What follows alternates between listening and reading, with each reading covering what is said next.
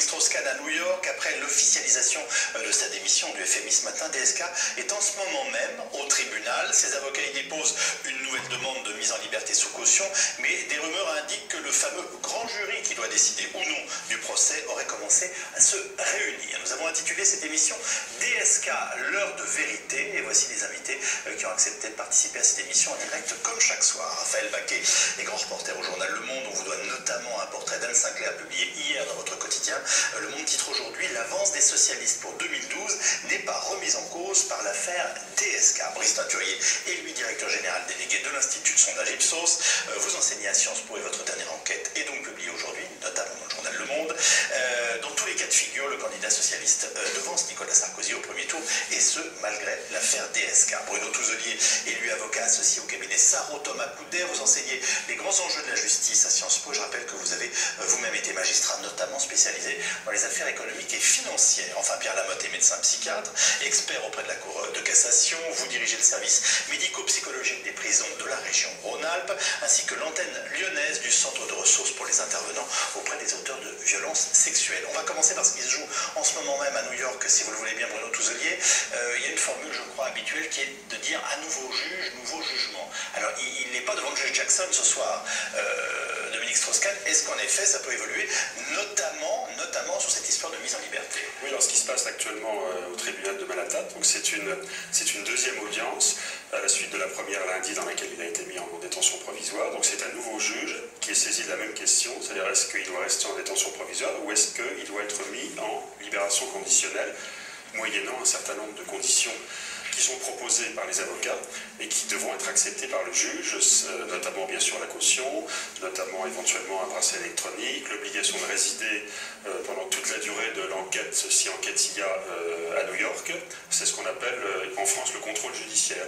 Donc le juge va se prononcer j'imagine dans les heures ou les minutes qui viennent sur ces questions, et donc soit il est maintenu en détention provisoire, soit il est remis en liberté conditionnelle, c'est-à-dire qu'il sera entre guillemets, plus ou moins libre de ses points. Il ne sera plus en prison dans l'attente de son procès, si procès il y a. Mais pourquoi ce qui n'a pas valu aux yeux du juge Jackson il y a 48 heures vaudrait aujourd'hui aux yeux d'un autre juge? Parce qu'on a dit depuis le début, il a les meilleurs avocats du moment, etc. Et visiblement, l'autre jour, ça s'est plutôt très mal passé. C'est ce que vous dites, nouveau jugement. C'est-à-dire que le juge peut avoir une autre appréciation de la situation de M. Strauss-Kahn. Il peut considérer qu'il ne représente pas en soi un danger de fuite, qu'il a les garanties de représentation et que donc ça n'est pas prendre un risque que de le remettre en liberté.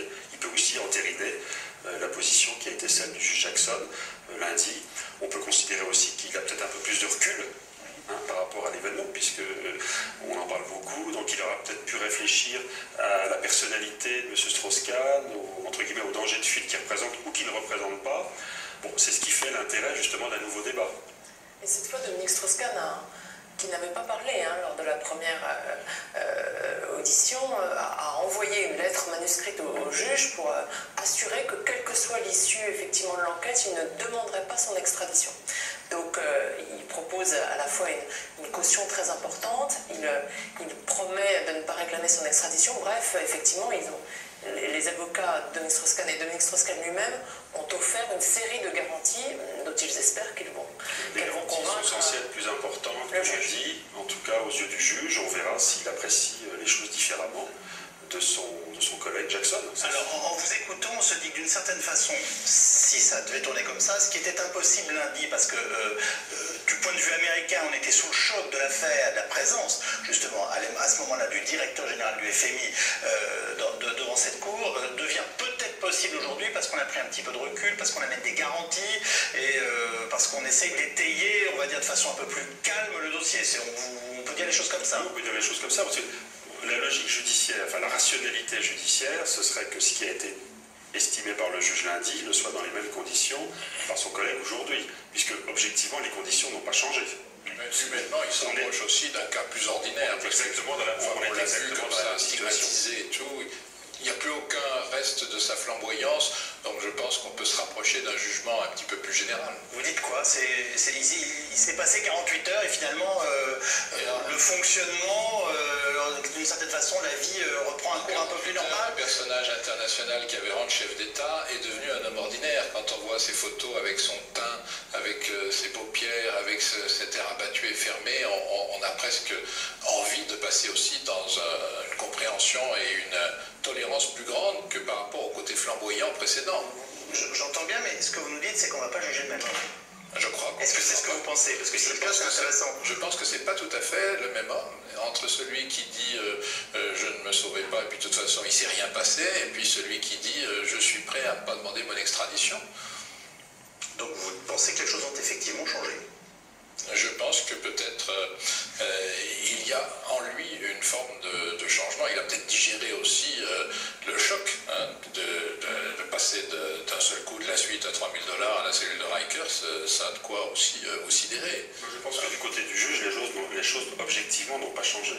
C'est-à-dire que je pense qu'il aura la même analyse de la situation qui doit être faite à Dominique Strauss-Kahn dans un cadre strict de maintien en détention ou de libération conditionnelle, mais, puisque ce n'est pas le même juge, il peut avoir une analyse différente des risques potentiels consistant à laisser M. Strauss-Kahn en liberté. Voilà, c'est ce qui fait que la justice est humaine et qu'elle n'est pas purement mécanique. Alors, s'il est maintenu en détention, pendant combien de temps ces avocats peuvent, je dirais, régulièrement faire des demandes en disant voilà, on a une nouvelle pièce, nous pensons que M. Strauss-Kahn apporte les garanties, etc. Enfin, voilà, ça peut durer de façon indéfinie. Ils peuvent le faire très régulièrement, mais enfin, bon, ils ne vont pas le faire non plus tous les jours, je dirais, parce qu'en France, c'est pareil, hein, quand le juge des libertés de la détention est saisi d'un problème de libération conditionnelle, il peut, de par la loi, être saisi très fréquemment.